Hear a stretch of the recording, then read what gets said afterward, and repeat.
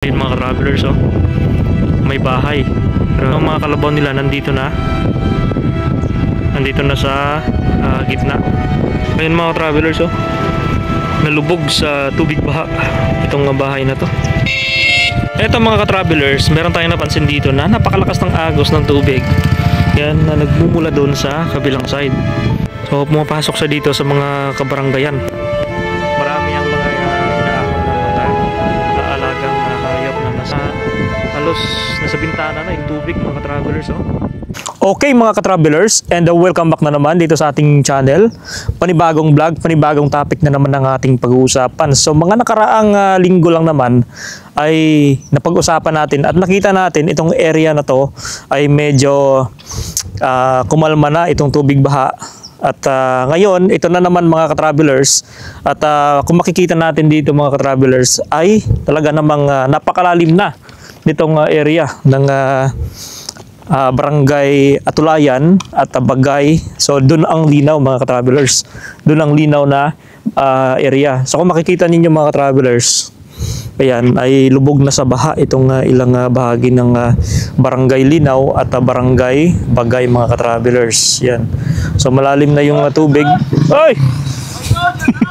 Ayan, medyo malalim na yung tubig dito.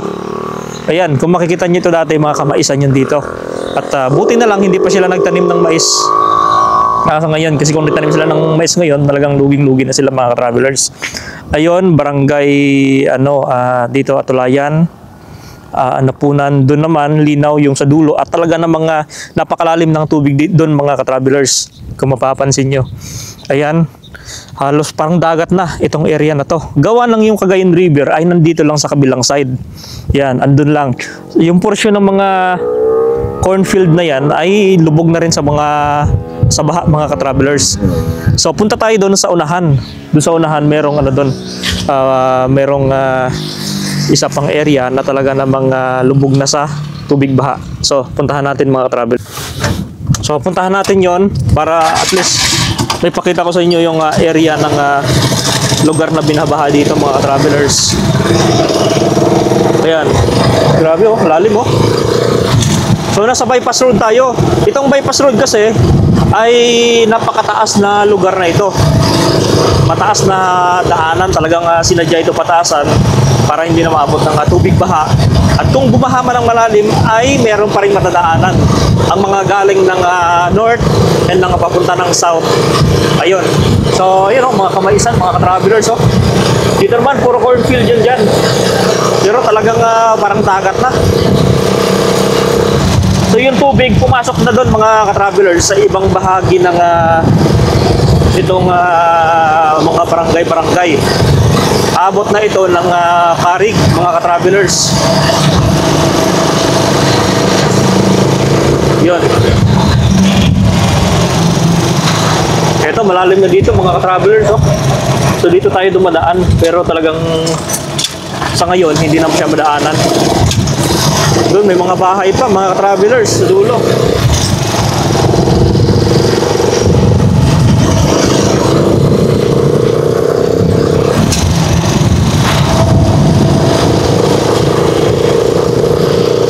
Talagang binabaha talaga yung portion na to dito.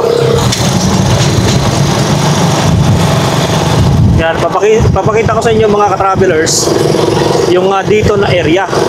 Kasi dito maraming mga bahay dito na na talagang nalulubog sa tubig baha. Yan, dito tayo mga travelers sa pwesto.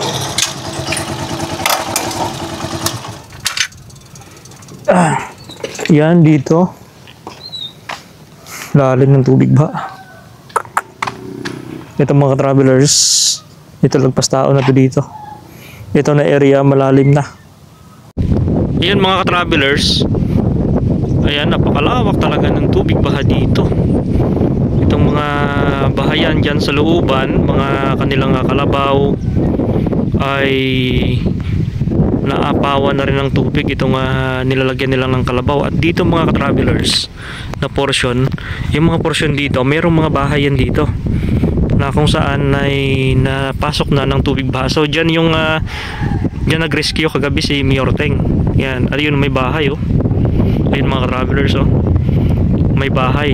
Grabe. So naabot na rin siya ng tubig baha. May mga kalabaw nila nandito na sa gitna. Daming kalabaw dito na nilalagay gawa ng ito lang mataas na area. Sana hindi na to tumaas gawa ng talagang ng mga mahihirapan yung mga residente dito, you know. So ayun na po yung Carig, papunta ng Carig na po yan dyan, yung area na yon. Yan, papunta na po yan ng Carig. Ito naman sa kabila, papakita ko sa inyo mga ka-travelers. Itong kabilang side, ito naman yung ito naman yung sa gilid ng Cagayan River. Kumbaga ito yung riverside na ng Cagayan River. Ay, napakalalim din mga ka-travelers. Siguro maraming nanghuli ng isda dito ngayon gawa ng talagang malalim yung tubig baha mga travelers. Yan, ito naman yung gilid ng riverside. Ayun yung Cagayan River mga travelers. Sa dulo, kung makikita nyo, ayun yung Cagayan River. Yan, napakalawak po ng ilog na yan. Grabe. Kaya pag yan ng umapaw po yan ay nalulubog na yung ibang bahagi ng Tuguegarao. Yan, ito naman yung ito naman yung dike niya, yung pinaka flood anong tawag dito, may tawag dito may termino yung mga engineer dyan Yung sa atin parang dike, yung side ng daanan. Actually dito napaka malalim po ito mga travelers sa baba. So nakakatakot ngayon pagka natin, pagka binabaan natin gawa ng napakataas po niyan. Ayun, may mga naiwan pa pala doon, may mga tao. Ay, may bahay pa doon, may bahay pa doon sa dulo, guys. Ayan, sana wala ng tao dyan dahil mabilis tumaas yung tubig. So lalabas tayo dito kaagad gawa ng tumataas pa yung tubig level sa Bonton. Ayan, hindi yung makarabaw nila na na-rescue na. Kawawa naman kasi yung mga hayop pag naiwan dito sa gitna ng Kamaisan. Malulunod pagka pinabayaan. So sana mga ka-travelers hindi na tumaas yung tubig dito. Pag-pray natin mga ka-travelers na huwag nang tumaas yung tubig baha. So ayan, doon naman tayo pupunta mga ka-travelers sa dulo. Yung dulo naman doon, end po yun ng ng itong simentado na bypass road. Yun po yung ending niya. Actually, diretso pa yan papuntang Carig. So ayan, tumbukin natin nun sa dulo para makita natin kung hanggang saan yung tubig baha. And then babalik tayo gawa ng kailangan natin kailangan natin makadaan dyan agad sa lalabasan natin kasi baka tumaas yung tubig. So let's go, guys. Okay mga ka-travelers, didiretso pa tayo sa pinaka ending itong daanan.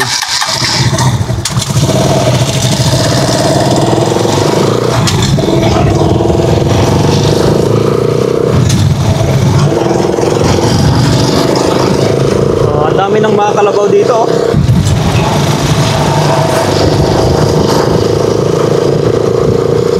Talagang nililikas na nila yung mga alaga nila, mga travelers.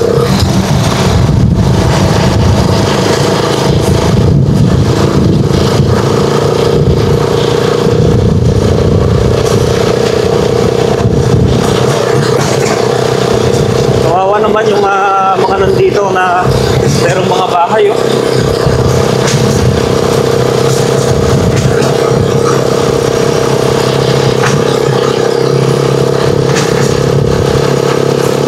Kanina, yung level ng tubig nasa 11.1 pero bumaba siya ng 11. So at least nag-subside ng konti yung tubig baha. So sana wag na umulan, ipanalangin natin na wag na umulan sa ibang lugar lalo na sa Sierra Madre para hindi tayo bahain dito, guys, no? Dito may mga kabayo. Yan, ang dami nilang mga dito. Uy, ito matindi yung bahay na to. Talagang siya ng baha, mga travelers. Itong bahay na to, talagang nalubog sa baha, mga travelers.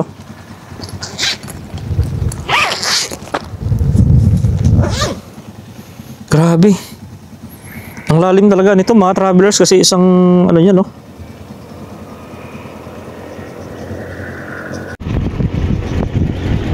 Ayun mga travelers oh. Nalubog sa tubig baha itong bahay na to. Oh, ganito po kalawak pag bumaha dito sa Linao. Yan. So, yan mga ka-travelers, punta tayo sa pinaka-end nitong daanan doon sa dulo.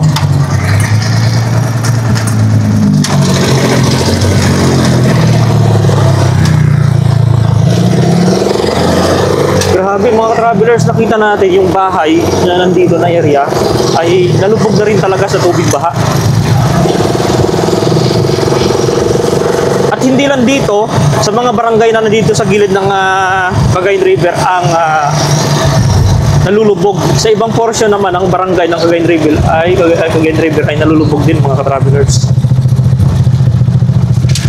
Grabe lalim mo.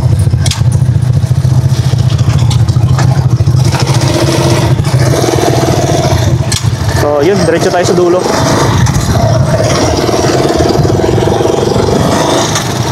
Saan kami? Saan po? Mabait naman ang mga kalabaw na to. Talaga ng mga alaga.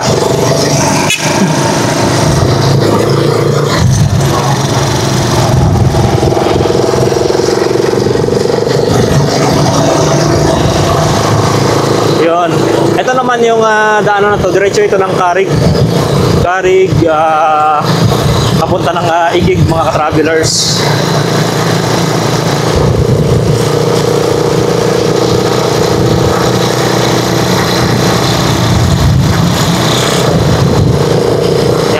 Ito talaga mga ka-travelers, parang dagat na.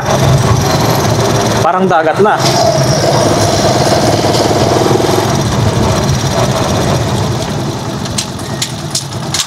Yan, so tingnan natin dito guys. Uy. Kalos na nga natin na yung poste. Uy, pumapasok pa yung tubig oh. Mapasok pa yung tubig na nagmumula dito sa Cagayan River. So kumbaga bumabalik yung tubig. Eto mga ka-travelers, meron tayong napansin dito na napakalakas ng agos ng tubig. Yan na nagmumula doon sa kabilang side. Doon naman kasi sa Cagayan River yung tubig na tumataas. Ito napakalakas oh. Lakas ng tubig na nagmumula doon sa Cagayan River. Yan oh. So pumapasok sa dito sa mga kabaranggayan. Grabe. Lakas oh. Umiikot yung tubig na pumapasok dito. Yun. Ayun naman yung papunta dun sa Barangay Linao. Okay. Kita sa kabila.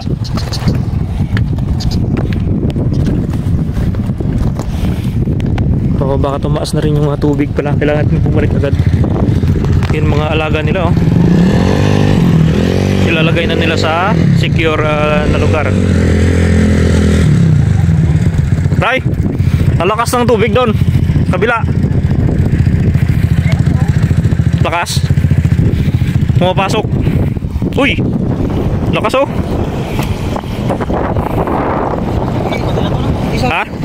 Oh, dapat takpan oh, may pantakip no. Hindi, tataas pa yung ano.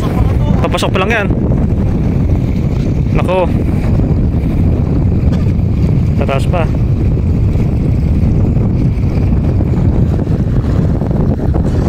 Nalubog na yung bahay doon. May bahay. Kubo no.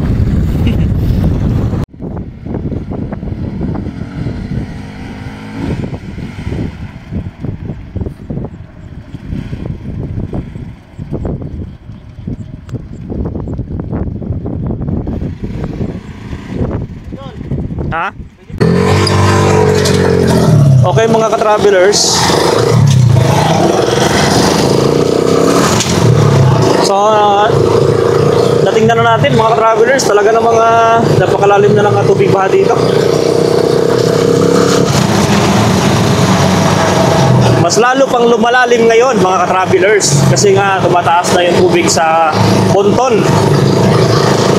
So every hour ay tumataas yung bawat puntos ng metro.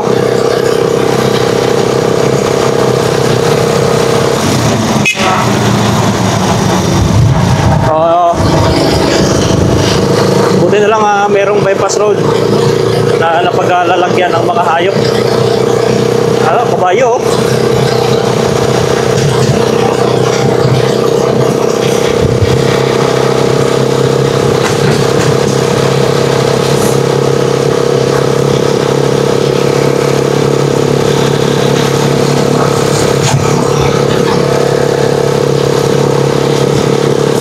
kailangan natin makalabas dito kasi pag hindi tayo makalabas dito mga ka-travelers, nako, hindi tayo makakauwi. Lalangawin na tayo, patawid ng sentro o dito sa kabilang side para tapos yung chariot ay iwan yan dito.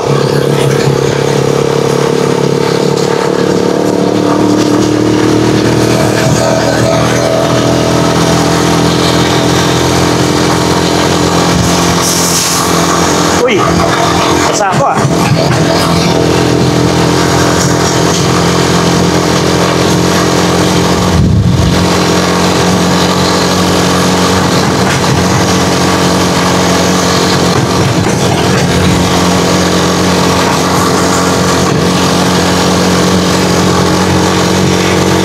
Lumalawak to. Mas lalong tumaas ngayon.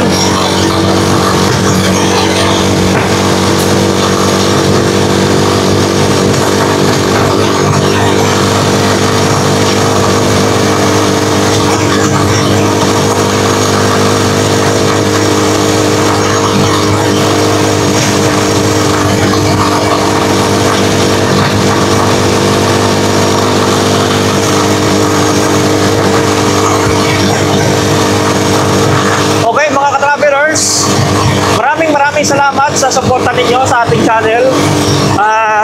Update ko kayo sa next vlog natin patungkol dito sa sitwasyon ng tubig ba dito sa Tuguegarao.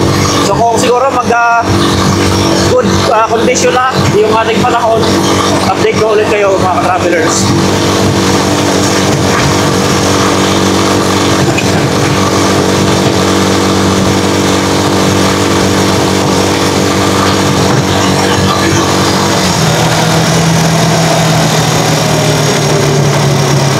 Una na tayo sa kanila mga travelers.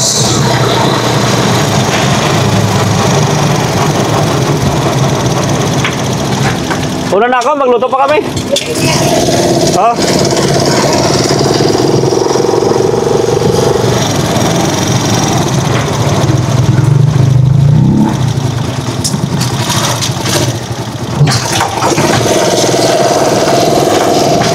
Yun, yung dito na area ay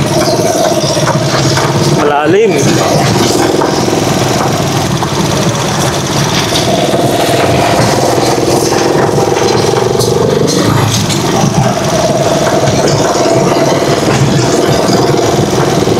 Bumalik sila Ito kasi malalim to itong area na to. Itong daanan. Malalim to mga travelers. Maraming bumabalik.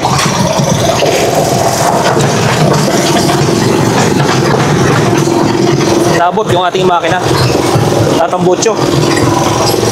Okay lang yan.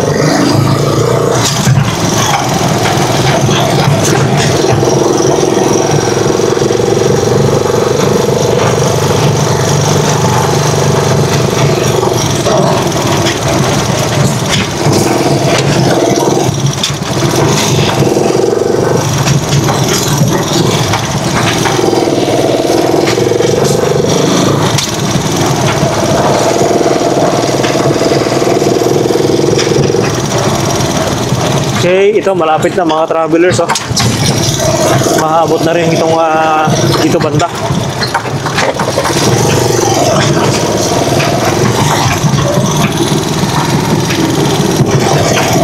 Yun malalim na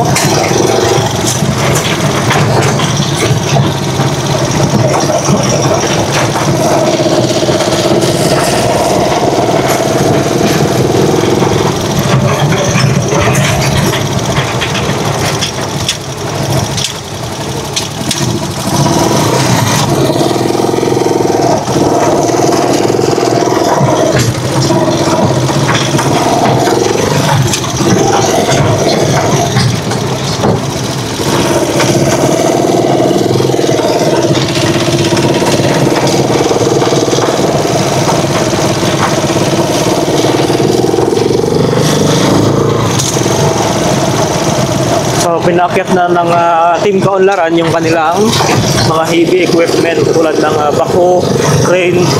Ayan, dito natin makikita sa merkado.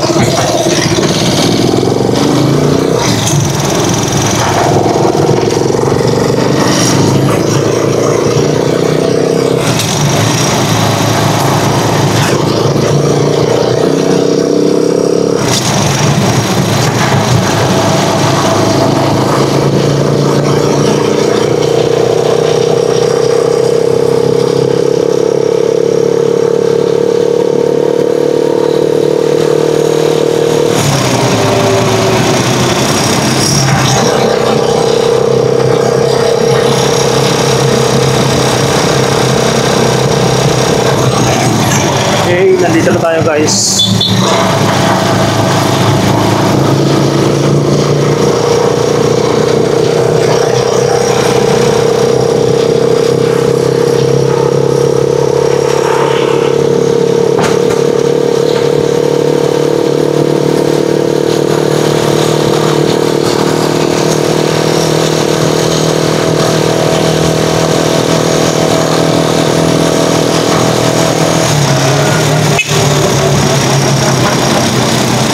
Papagas muna tayo mga ka-travelers.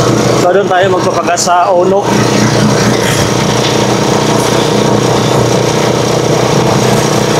Okay, thank you for watching mga ka-travelers.